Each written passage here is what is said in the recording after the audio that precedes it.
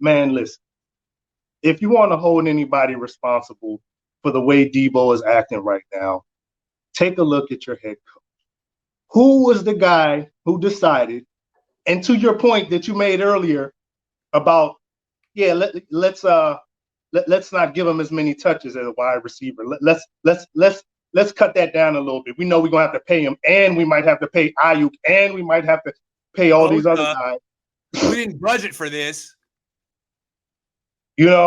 So if you want to blame anybody, stuff all the time. Deebo isn't supposed to like work for his money, right?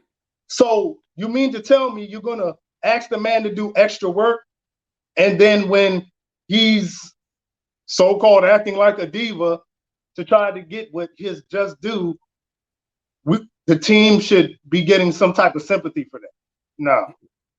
No, they brought this all on themselves. Yes, I agree.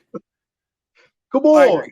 And they're like, oh, we have this great player. We don't know what to do about it. Oh, that's a terrible problem to have. Well, I'm so sympathetic. Oh, my God. You have Deebo. What do I do? They have Deebo Samuel. What do I do? I don't know. Pay him or trade him. It's that freaking simple. Pay him, trade him. You took option 3. What is that? That's ego.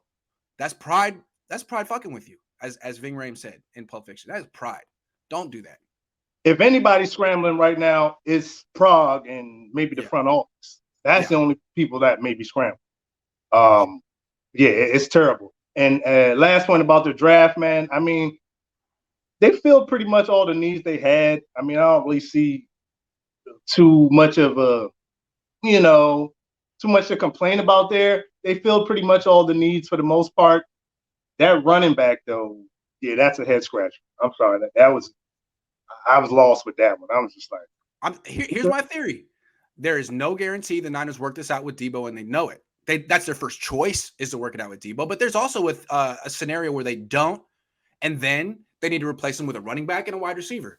They drafted a running back and a wide receiver in round 3. So they're prepared for that in case it happens, which they don't want it to happen. But I think the Ravens are lurking.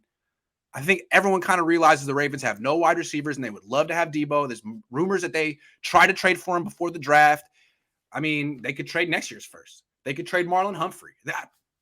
Just saying, the Ravens are waiting for the Niners to like tap out and be like, okay, we can't fix this. Okay, great, we're right here. We're right here. We want him. Right.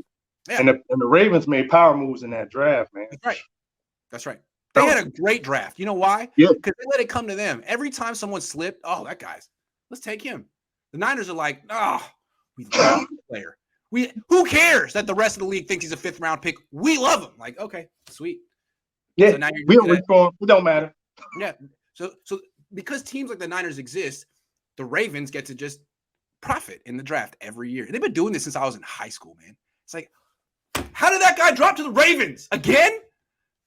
And they wonder why them boys always in the playoffs every year. They always competing every year. Pretty easy, man. Good call. I'm glad that you came in and stuck up for Deebo, because I think you're the first one today to do it. You got to say the best for last, man. And like I said, just sitting back listening to everything, it just kind of gave me like a more holistic view on it. And I think Deebo's trying to be careful here because he knows the Niners have kind of like made him out to be the bad guy. And if he does too much online, he'll lose more support than he already has. But this whole thing with Odell Beckham is real weird, right? It almost feels coordinated. Like, hey man, I can't say anything, but you say some stuff. He'll be like, yeah, man, I'm crazy. Like, no one be believing what I say anyway. I'll just be saying stuff, right? I'll just be saying stuff. He's like, we can't let people all the way off the hook. Some of the antics, they're a little questionable. But back to the point. Who brought it on him?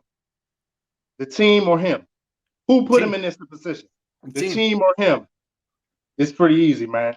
The second half of the season, in terms of targets, he was 3rd on the team after Kittle and Ayuk, just in terms of targets. How did that happen? And was that a mistake? Was that a coincidence, or was that the Niners being like, "Hey, we can't afford that. We can't afford him to have Cooper Kupp numbers. I'm so sorry. We can't. It's a lot of money. It's not possible. Both a contract coming up. Yep. Sorry. All right, man. Good to see you, man. Have a great weekend. You too, bro.